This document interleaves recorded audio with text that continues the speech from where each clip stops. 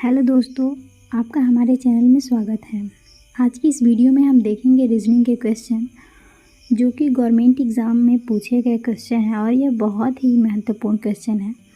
तो इसे हम देखेंगे और वो भी बहुत ही आसान तरीके से। तो उम्मीद करती हूँ कि आप वीडियो के अंत तक बने रहेंगे, जिससे कि आपको सभी क्वेश्चन बहुत ही आसानी तरीके से समझ में आए। तो चलिए हम अपना पहला क्वेश्चन देखते हैं। हमारा पहला क्वेश्चन दिया है कि यदि जीवन का संबंध मृत्यु से है तो आशा का संबंध किससे होगा। तो देखिए इसे हम कैसे हल करेंगे। तो हमारा पहला ऑप्शन में दिया है उदास, दूसरा ऑप्शन दिया है दर्द, तीसरा ऑप्शन दिया है रोना और चौथा ऑप्शन दिया है निराशा। तो सबसे पहले हम जानेंगे कि जीवन और मृत्यु में क्या संबंध है। जो जीवन है वो मृत्यु का विलोम है, यानी कि जो मृत्यु है वो जीवन का विलोम होगा। तो हम देखेंगे कि आशा का विलोम क्या होता है। तो आशा का विलोम होता है हमारा निराशा। तो हम देखेंगे कि इस ऑप्शन में हमें निराशा दिया है या नहीं। तो ऑप्शन नंबर डी है, इसमें निराशा दिया है, तो ऑप्शन नंबर डी सही होगा। अब हम अगले क्वेश्चन को देखते हैं। हमारा दूसरा क्वेश्चन है कि लुप्त संख्या ज्ञात कीजिए। इसमें हमें बहुत सारी संख्याएं दी गई हैं और उसमें एक संख्या नहीं दी गई है, जैसे कि हमारा 49 दिया गया है, 64 दिया है, 81 और ये यहाँ पे एक संख्या नहीं दी गई है, इसे ही हमें ज्ञात करना है। तो हम देखेंगे हमें ऑप्शन में दिया क्या क्या है। तो देखिए दिया गया है ऑप्शन ए 104, ऑप्शन बी दिया गया है हमारा 121, ऑप्शन सी है हमारा 84 और ऑप्शन डी है 100। तो देखिए हम देखेंगे कि आखिर में 49, 64 और 81 किस क्रम में आते हैं और ये कैसे आए हैं। तो देखिए ये जो 49 हमारा है ये होता है हमारा 7 का वर्ग, जो हमारा 64 है ये होता है हमारा 8 का वर्ग, ये हमारा जो 81 है ये होता है 9 का वर्ग। तो ये जो इनका क्रम है 7, 8, 9 ये एक क्रम से है।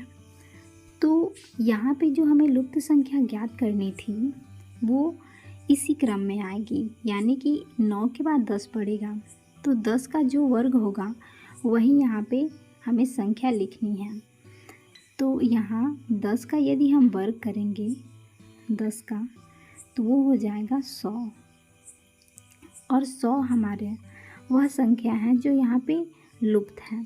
अब हम देखेंगे क्या हमें ऑप्शन में 100 दिया गया है। तो जो ऑप्शन नंबर डी है यहाँ पे 100 है, यानी कि जो ऑप्शन नंबर डी है ये सही होगा, यानी कि जो यहाँ पे लुप्त संख्या हमें प्राप्त करनी थी वो 100 थी। तो चलिए हम अगले क्वेश्चन को देखते हैं। तीसरा क्वेश्चन है कि लुप्त संख्या ज्ञात कीजिए। इसमें भी हमें लुप्त संख्या ही ज्ञात करनी है। हमें एक त्रिभुज दिया गया है और इसके अंदर संख्या दी गई है हमें कुछ, और इसके बाहर भी तीनों भुजाओं की जो संख्या है वो दी गई है, और दूसरे में हमें तीनों भुजाओं की संख्या दी है, लेकिन जो बीच में है वो संख्या हमें पूछ रहा है कि ये संख्या क्या होगी। तो देखिए हम इसे कैसे हल करेंगे। तो देखिए यहाँ पे दिया है हमें 4, यहाँ पे 9, यहाँ पे 8। अब हम देखेंगे 108 हमारा कैसे आया है।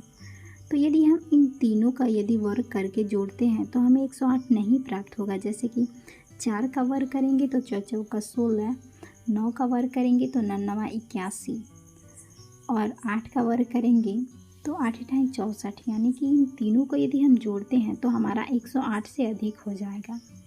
यहाँ पे भी वैसा ही अंक है। तो सबसे पहले हम इसे जानेंगे कि ये कैसे हमें प्राप्त हुआ है। तो चलिए एक बार 9 का गुणा 4 में करते हैं और एक बार 9 का गुणा 8 में, तो हमें और इन दोनों को जोड़ते हैं। तो यहाँ पे हम गुणा करेंगे, 9 का गुणा करते हैं 4 में, प्लस का चिन्ह, 9 का गुणा 8 में करेंगे और इन दोनों को जोड़ेंगे। तो 9 का गुणा हम 4 में करेंगे तो 9 चौका 36 हो जाएगा हमारा, प्लस का चिन्ह। उसके बाद से 9 का गुणा हम 8 में करेंगे तो 9 8 72 हो जाएगा। इन दोनों को यदि हम जोड़ेंगे तो यहाँ पे देखिए 6 2 8 हो जाएगा और यहाँ पे 7 3 10 हो जाएगा, यानी कि हमें 108 प्राप्त हो रहा है। तो इसी नियम से करेंगे तो हमारा दूसरा भी आ जाएगा। तो हम क्या करेंगे कि जो नीचे वाला अंक दिया है हमें, इस अंक से इन दोनों में हमें गुणा करना है। तो नीचे हमारा 12 है, तो यहाँ पे हम लिखेंगे 12 गुणे 5 प्लस का चिन्ह, उसके बाद से 12 गुणे 4। इन दोनों को हम गुणा करके जोड़ेंगे। तो देखिए यहाँ पे करेंगे तो 12 25 60 हो जाएगा, प्लस का चिन्ह, उसके बाद से 12 चौक 48 हो जाएगा।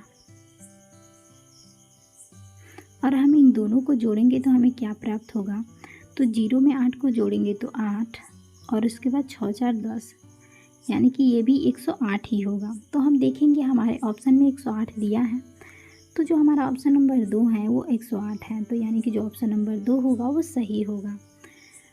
तो चलिए हम अगले क्वेश्चन को देखते हैं। क्वेश्चन चौथा है, विज्ञान, भौतिक विज्ञान और रसायन विज्ञान। हमें 3 विषय दिए गए हैं और इसमें अलग अलग प्रकार की आकृतियाँ दी गई हैं। जैसे कि हमारा ऑप्शन ए दिया है कि एक गोला है और उसके अंदर 2 गोले हैं। ऑप्शन बी है कि एक गोले के अंदर एक गोला है और एक गोला अलग है। ऑप्शन सी है कि ये तीनों गोला अपने आप में जुड़े हुए हैं। और ऑप्शन डी में भी ये तीनों गोला एक दूसरे से जुड़े हुए हैं। तो देखिए इसे हम कैसे हल करते हैं, तो हम देखते हैं कि इन सभी का किस प्रकार से संबंध हो रहा है, यानी कि विज्ञान, भौतिक विज्ञान और रसायन विज्ञान का किस प्रकार का संबंध है। तो देखिए जो हमारा विज्ञान होता है, विज्ञान में हमारा भौतिक विज्ञान और रसायन विज्ञान ये दोनों आते हैं। तो हम ऐसा गोला ढूंढेंगे जिसमें एक गोला हो, उसके अंदर 2 गोले और हों। ठीक है, तो जो हमारा ऑप्शन नंबर ए है ये एक गोला है। मान लीजिए कि विज्ञान है और विज्ञान के अंतर्गत 2 सब विषय आते हैं, भौतिक विज्ञान और रसायन विज्ञान। ये दोनों विषय हमारे विज्ञान के ही अंदर आते हैं। तो इसके अंदर 2 गोले हैं, तो जो हमारा ऑप्शन नंबर ए होगा ये हमारा सही हो जाएगा। चलिए अब हम अगले क्वेश्चन को देखते हैं।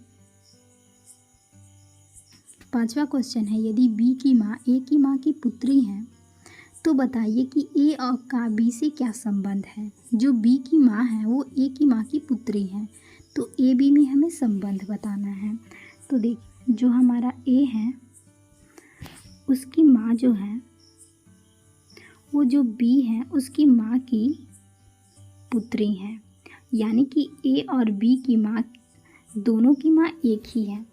तो जो ए बी हुए ये दोनों भाई बहन हुए, तो उस हिसाब से ए और बी का जो संबंध होगा वो मामा का होगा, क्योंकि जो ए है वो बी का मामा है। तो जो हमारा ऑप्शन दिया है ए उसमें मामा दिया है, बी हमारा पिता का है और सी हमारा ऑप्शन भाई और डी हमारा बहन का है। तो जो ए बी में जो समय संबंध प्राप्त होगा वो मामा का होगा। तो जो हमारा ऑप्शन नंबर ए है ये सही होगा। उम्मीद करती हूँ कि आपको ये वीडियो पसंद आया हो तो लाइक कीजिए, शेयर कीजिए और यदि आप हमारे चैनल पे नए हैं तो हमारे चैनल को सब्सक्राइब कीजिए। धन्यवाद।